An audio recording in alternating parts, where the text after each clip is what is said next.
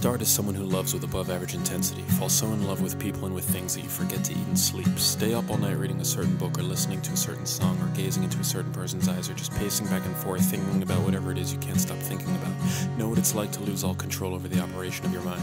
See abyssal profundity where others see only surface. Experience moments in which the whole universe seems to close in around you. Your head feels like an astrolabe and you feel the entire concentric cosmos click together into one unified image of perfect beauty and harmony, and all you want to do is hold it in your mind forever and fall down on your knees and worship it. Start to see this image more and more frequently, often at inopportune moments. Feel its beauty morph slowly but inexorably into terror. Start looking for ways to drown it out.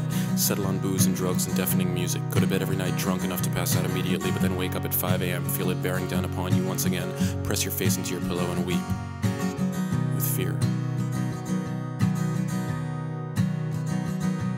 Slide into the dark period you knew was coming. Go for months feeling okay only when you're asleep. Open your eyes every morning just in time to feel the okayness seep out of you like blood from a stab wound. Stop checking your email because you know it'll just be your friends asking you if you're okay, and you don't want to admit that you really aren't, but know they won't believe you if you lie and say you are.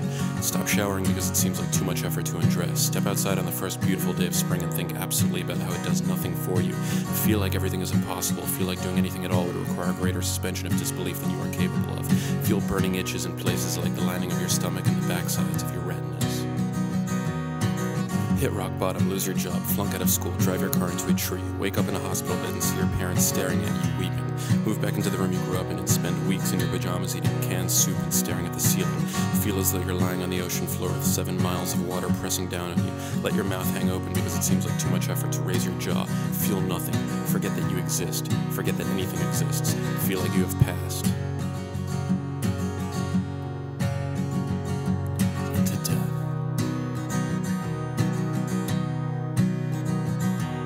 See a psychiatrist, get on meds, start feeling a bit better, watch a sitcom with your parents and laugh a little, go for a walk expecting it to do nothing for you and find that it does a little, pull fresh air through your nostrils and feel something. Feel, after a few weeks, a vague sense of coming out of something. Feel a certain presence, which you had taken for granted since before you can remember, start to pass out of you. See a bird flapping its wings on a telephone wire and laugh for no reason. Wonder if this is what people mean when they talk about happiness.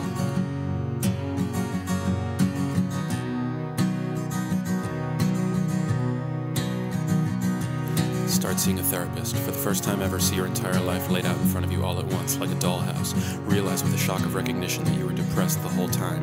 Realize the whole time you just assumed life was this difficult for everyone, that everyone else just had better self-discipline, or better self-control, or a better attitude than you did.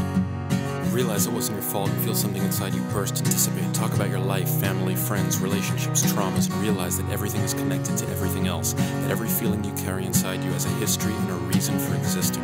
Start to figure out which of the feelings are yours and which are not. Start to let go of the ones that aren't. Start to understand that feelings are much more than just the amorphous clouds of pain or pleasure that they feel like when you're in them. Start to see those clouds as mere surfaces, concealing complex and highly specific configurations of memories and obsolete assumptions and vestigial unfulfilled desires and lingering residues of people and things that you used to love, all hooked into one another and pulled taut like a cat's cradle whose total shape sometimes flashes in your mind for a moment all at once. Notice that the experience of these moments of gestalt illumination reminds you a little of what it used to feel like to fall in love, before love turned into terror and finally burned itself out, except now it's not scary or overwhelming so much as gently rewarding, something like the feeling of solving some sort of riddle.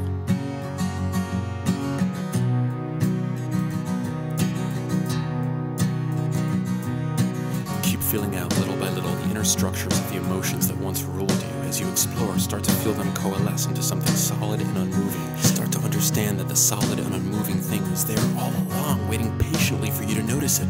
Realize that you had already begun to think of it as home. Wonder if this is what people mean when they talk about emotional stability.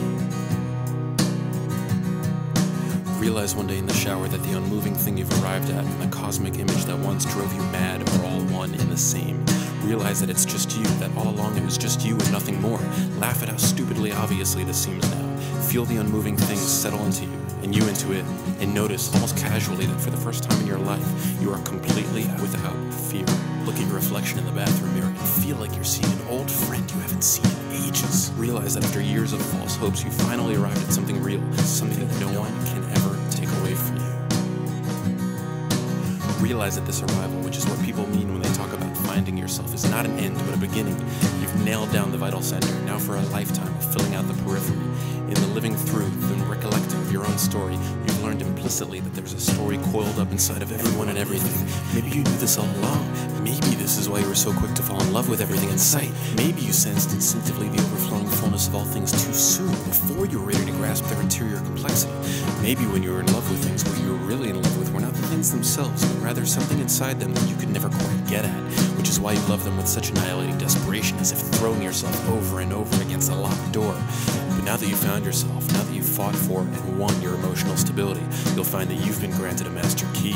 As that unmoving thing was waiting all along for you to notice it, so too does the whole world now stretch out in all directions, patiently awaiting your discovering gaze, and so too does everything hold its story trapped in it like a spirit, waiting for you to utter the incantation that will release it. Don't be overwhelmed by the abundance. Your life has only just begun, and you have all the time in the world.